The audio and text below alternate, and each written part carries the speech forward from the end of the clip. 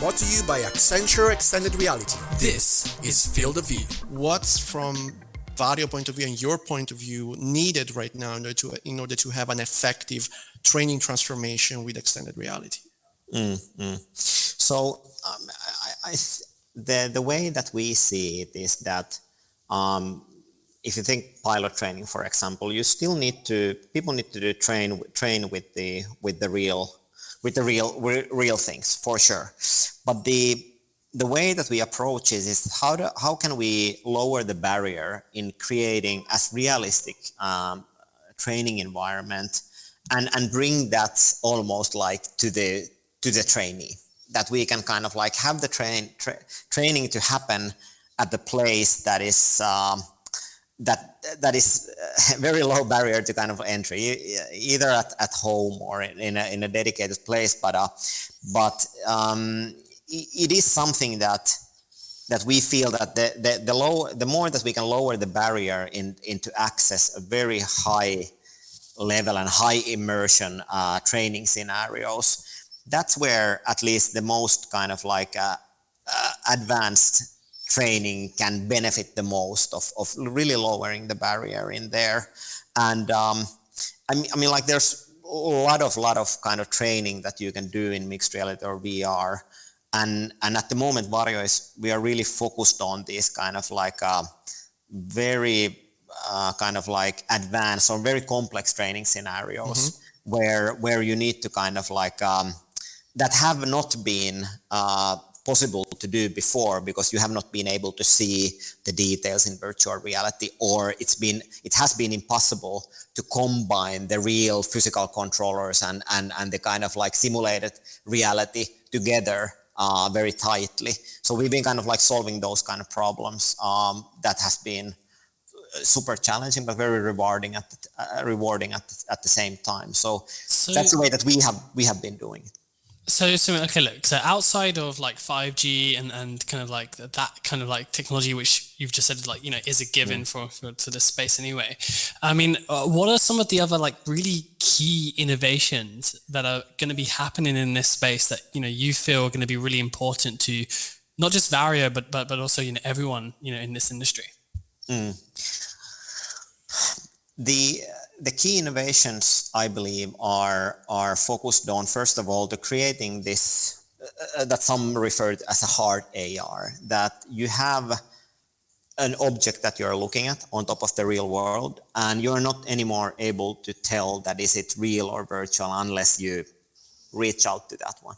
So when you have that parity between the virtual and the real, that will be one of those kind of turning points when a lot of things will start to change. And of course, the other thing is that when we can replace physical objects like a monitor, for example, with something that is more virtual, I think that will be then a combination of those things are the building blocks in creating the next computer paradigm or the metaverse, as a lot of people are talking about it. And the third thing I believe is that how can we make, especially in this pandemic that we are now living in, this new normal, that how can we kind of like how can we replace the time and location, or make the location kind of irrelevant where you are kind of working or where you are collaborating, and the combination of that one, making the location irrelevant, being able to virtually and mixed reality collaborate effectively, and create this hard AR where the objects are as real as in real life, and replace the physical objects like a monitor with a virtual kind of like a screens. When you combine those kind of things, I think that's where the kind of like the next computing paradigm will start to kind of like emerge, and those are kind of like the building blocks for the metaverse. And